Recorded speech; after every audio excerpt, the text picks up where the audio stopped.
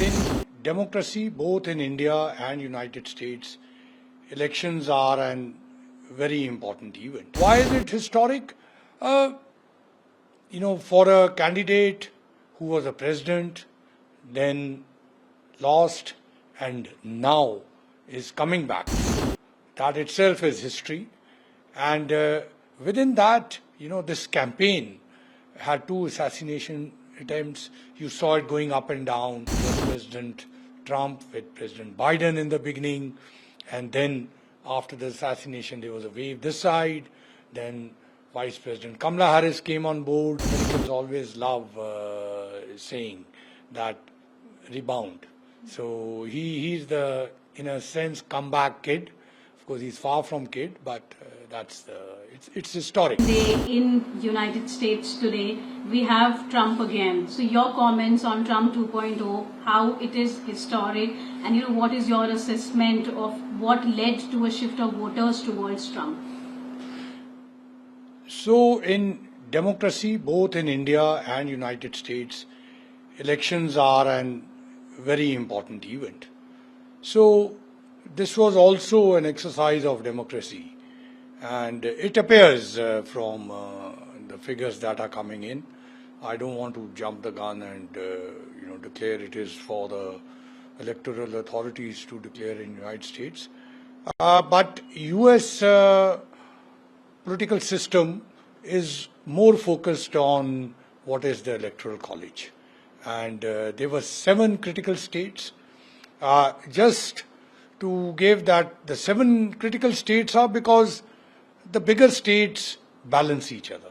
So, for example, California goes to the Democrats and Texas has gone to the Republicans. That's why these 7 matter. It's not that. So in that 7, certainly it's quite clear that 4 will go to President Trump, and the other 3 could also. So therefore, it is pretty fair to come to a judgment that as of now, the situation looks very, very favorable to President Trump's coming back. Now, why is it historic?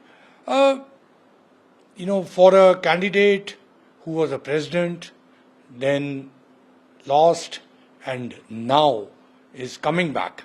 So that itself is history. And within that, this campaign had 2 assassination attempts. You saw it going up and down. It was President Trump with President Biden in the beginning, and then after the assassination there was a wave this side. Then Vice President Kamala Harris came on board. Then there was talk of that side. Just like in any democratic setup, the elections are competitive. So here too. So in that sense, it is, as Americans always love saying that rebound. So he's the, in a sense, comeback kid. Of course, he's far from kid, but it's historic to that extent, certainly. So what impact would his another term have on India-USA relationship? We know just days before the elections he tweeted about having a great partnership with India and Prime Minister Modi. So how would be the relationship? And when we talk about tariffs, because he has been calling on tariffs and immigration policies, how would that have an impact politically and economically? So let me put it in perspective. There's a long term and there's a short term. In the long term, the United States-India relationship is steady. It has come to what I often call from relationship to partnership, and there are bases for that. In the last 10 years, you have seen that uphill movement, and in fact, if you look at President Trump's earlier term, Quad and a number of other initiatives. So in long term, this relationship will continue to march on and will deepen. And there are 5 clear areas in that. One is strategic, again in healthcare. Even President Trump's time, we cooperated in healthcare. There are a number of issues, hydroxychloroquine, a lot of. Even today, if you go to United States and you go to a pharmacy, the fever-reducing medicine, etc. A lot of them are produced in India. And there are examples of vaccine co-production and things like that. So healthcare is there, then we know IT, digital, startup, and this entire iCET, the critical emerging technology side. Then there is energy relationship. Even when President Trump had come last time in 2020, he was fascinated to know that the energy relationship between the United States and India has transformed. And we are picking up a lot of LNG from there.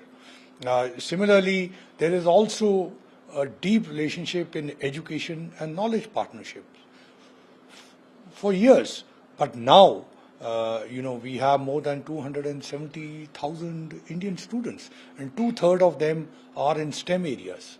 So these people bring value and competitive edge to the United States. And that's why this relationship will remain steady and only deepen more. Now, in the immediate, either of the candidates, there would be certain issues either way. But as they say, if you don't have challenges, where will the opportunities come?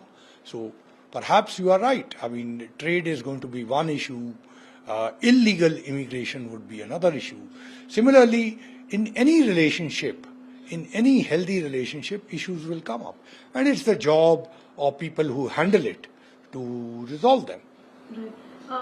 Talking about his foreign policy, so what would be Trump's approach vis-a-vis China and Indo-Pacific? And also, we have two ongoing wars. We have seen how Biden administration has dealt with those, and Trump has been saying that, if I come to power, I would have ended the war very earlier. How do you see that? So one is also the election rhetoric, which is part and parcel of any political campaign. But as you have said, that we face a very challenging time. And I think that's also a great opportunity for India to play a significant role. So you are perfectly right that these problems he will have to resolve. First and foremost, the Ukraine-Russia issue. Now, how that is resolved finally, because I don't want to jump the gun. Yes, he has said perhaps to an extent that may have an influence, but ultimately there are national interests that are involved. So that's one issue. Then, of course, in the Middle East. And interestingly, if these results hold, Michigan is one of the states which has again gone back to Trump. In 2016 it was with him. Earlier it was with Obama. And in 2020 it came back to Biden. So one of the reasons that has flipped is because the young and the Arab population there are reported to have voted in a different way. So therefore that's also another issue, the Middle East, that requires resolving. And now you asked Indo-Pacific. I'll only remind you that President Biden was a great initiator for Quad. And Quad dealt a lot with Indo-Pacific. So if you see his strategy on Indo-Pacific, it holds India in a very important position. So certainly that part will continue and further deepen. Now, his policy to China,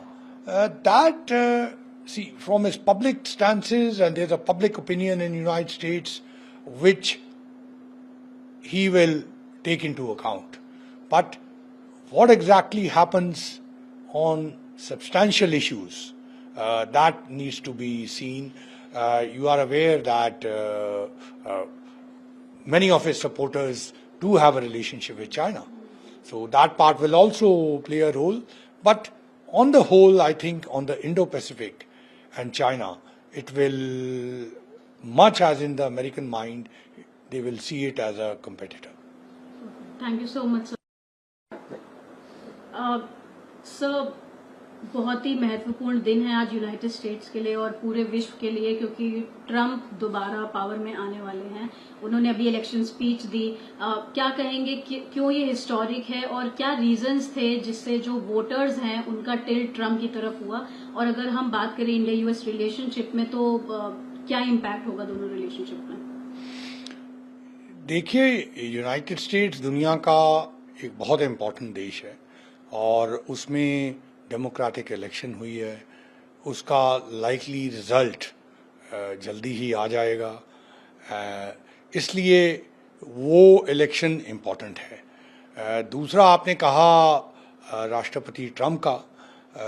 राष्ट्रपति Trump की election historic है क्योंकि बहुत ही rare case में कोई presidential candidate contest करके हार के फिर दोबारा जीता है, तो उसकी सिग्निफिकेंस तो है ही। आपने पूछा ये रिजल्ट ऐसे क्यों आ रहा है, तो इसमें एक सबसे बड़ी क्लियर बात है कि इकोनॉमी और जो कॉस्ट ऑफ लिविंग है, जो हम कहते हैं दूध, ब्रेड, अंडों का भाव, लोगों को वो इम्पैक्ट करता है।